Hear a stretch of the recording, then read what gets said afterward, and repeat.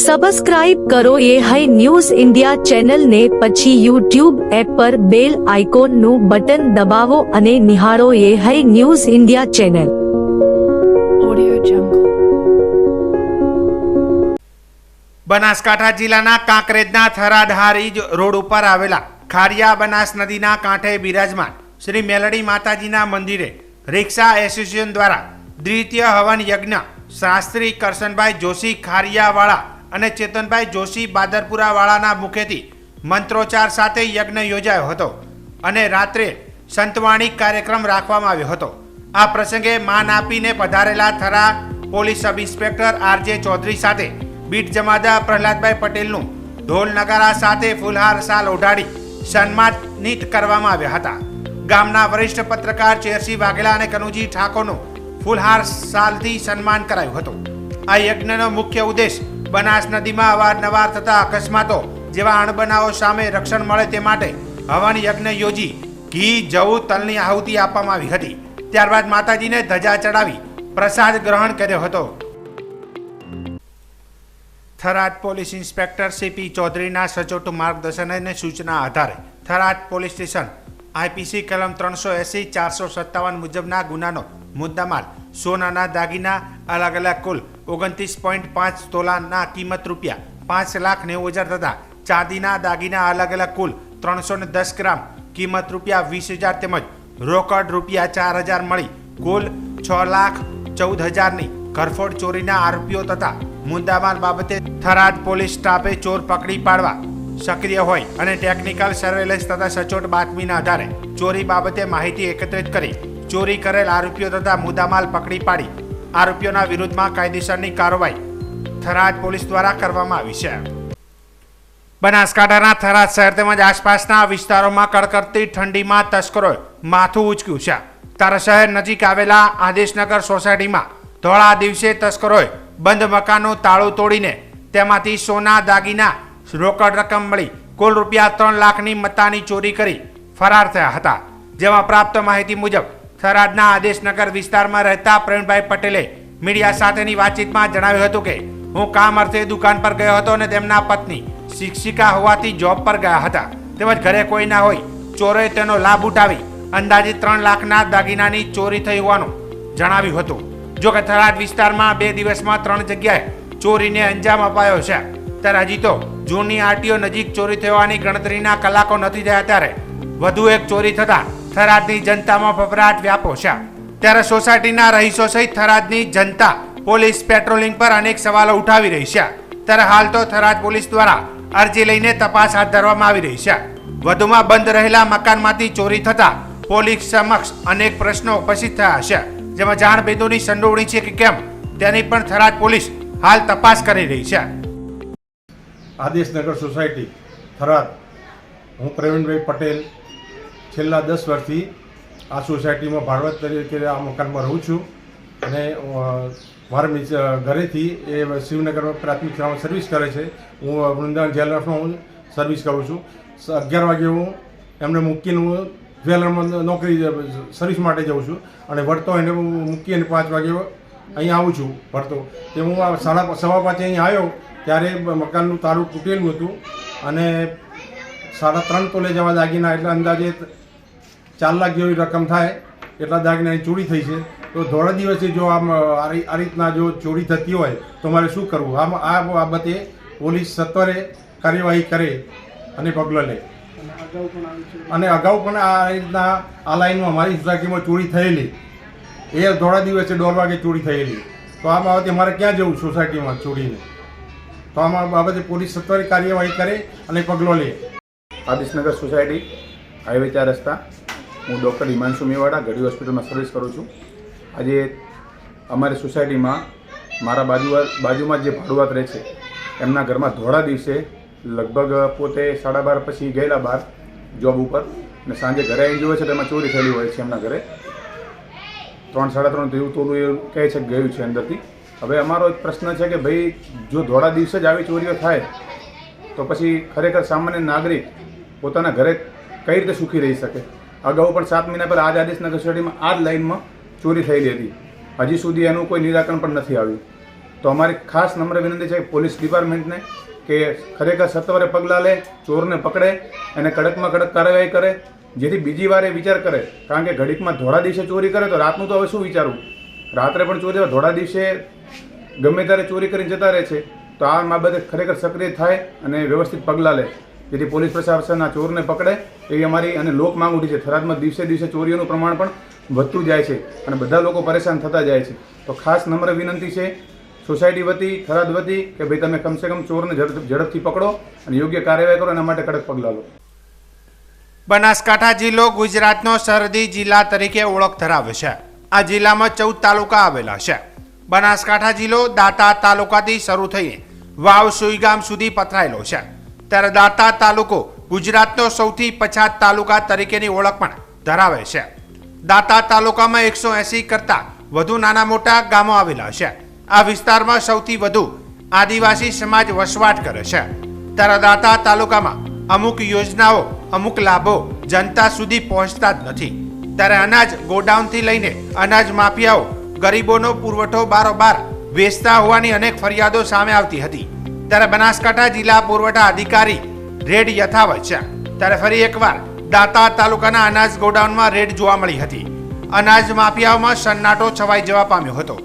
દાંતા વિસ્તારમાં આવેલ ચોખા ભરેલ 5 ગાડીઓ જપ્ત કરાઈ હતી અને કાયદેસરની કાર્યવાહી કરાતા અનાજ માફિયાઓમાં દોડધામ જોવા મળી હતી.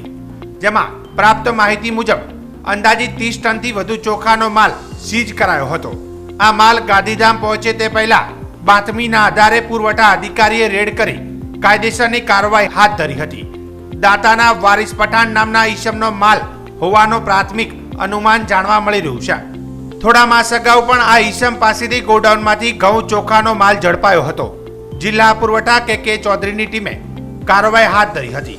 વરુણ બરનવાલ બનાસકાંઠા જિલ્લા કલેક્ટર દ્વારા મીડિયાને માહિતી આપવામાં આવી હતી અને અનાજ માફિયાઓ સામે કાયદેસરની કાર્યવાહી હાથ ધરવામાં આવી હતી. ગયા થોડા સમયથી જે પુરવઠા ખાતામાં જે અનાજને લઈને જે કમ્પ્લેન્ટ્સ આવતા હતા એના માટે જિલ્લા પુરવઠા અધિકારીના આગેવાનીમાં ટીમોની રચના કરી જુદી જુદી જગ્યાએ રેડો પાડવાની અને એમની તપાસ કરવાની કામગીરી હાથ ધરવામાં આવેલ હતી. એવી જ એક કામગીરી દરમિયાન કાલે દાંતા ખાતે લગભગ 30 લાખ રૂપિયાનો મુદ્દામાલ સાથે સસ્તા અનાજનું જથ્થો પકડવામાં આવ્યો છે. એની અંદર જે પણ લોકો જવાબદાર છે એમની હજી તપાસ ચાલે છે અને જે લોકો પણ એની અંદર ઇન્વોલ્વ મળશે એમની સામે કડકમાં કડક કાર્યવાહી કરવામાં આવશે. દૃષ્ટિએ લાગે છે કે જે નમકીન બનાવવાની યુનિટ હોય કદાચ એ લોકો લઈ જતા હતા, પણ હજી એની અંદર હજી તપાસ કરવાની જરૂર છે કે આખો જથ્થો બીજો પણ કોઈ જગ્યા જતો હતો કે કારણ કે જથ્થો ખાસો છે. એ બધી વિગતો એકવાર તપાસ પૂરી થઈ જાય એના પછી અમે આપશું. રાજ્યના બનાસકાંઠા જિલ્લાના વાવના અંતરિયાળ ગામોમાં અસારા ગામ, લોધરાણી, નાળોદર સહિત ગામોમાં ભૂકંપના આંચકા અનુભવાયા હતા. પ્રાપ્ત માહિતી અનુસાર બનાસકાંઠાના વાવ તાલુકાના અંતરિયાળ ગામોમાં શુક્રવારે રાત્રે 12 વાગે અને 7 મિનિટે 3.5ની તીવ્રતાનો ભૂકંપનો આંચકો અનુભવાયો હતો. ભૂકંપનું કેન્દ્ર બિંદુ વાવથી 21 કિલોમીટર દૂર નોર્થમાં નોંધાયું હતું. ભૂકંપ આવતાની સાથે તીવ્રતાનો અવાજ સંભળવામાં આવ્યો હતો તેમજ લોકો ઘર છોડી બહાર નીકળ્યા હતા. જેમાં વાવ મામલતદાર કચેરીના ડિઝાસ્ટર વિભાગનો સંપર્ક કરતા જાણવા મળ્યું હતું કે વાવ તાલુકાના ગ્રામીણ વિસ્તારમાં 3.5ની તીવ્રતાનો ભૂકંપનો આંચકો આવ્યો હતો. જે આંચકાને લઈ વાવ તાલુકામાં તમામ ગામોમાં કોઈ પણ પ્રકારની જાનહાનિ થયેલ નથી કે કોઈ પણ પ્રકારનું નુકસાન થયેલ નથી તેમ જણાવાયું હતું. ઉલ્લેખનીય છે કે એક દિવસ અગાઉ સવારે 8 કલાક અને 6 મિનિટે ભુજના દુર્ગમ ખાવડાથી 30 કિલોમીટર દૂર ભારત પાકિસ્તાન સરહદ તરફ કેન્દ્ર બિંદુ ધરાવતો 4ની તીવ્રતાનો ભૂકંપનો આંચકો નોંધવા પામ્યો હતો.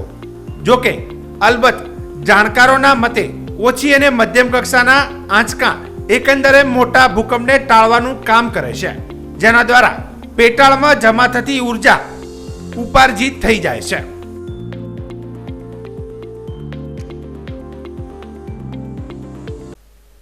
વડાપ્રધાન શ્રી નરેન્દ્રભાઈ મોદીના નેતૃત્વમાં નાણામંત્રી શ્રીમતી નિર્મલા સીતારમણજીએ રજૂ કરેલું વચલા ગાળાનું કેન્દ્રીય બજેટ 2024-25 ભારતના કરોડો નાગરિકોની આશા આકાંક્ષાઓની પરિપૂર્તિ બનનારું બની રહેશે તેવો વિશ્વાસ મુખ્યમંત્રી ભૂપેન્દ્રભાઈ પટેલે વ્યક્ત કર્યો છે.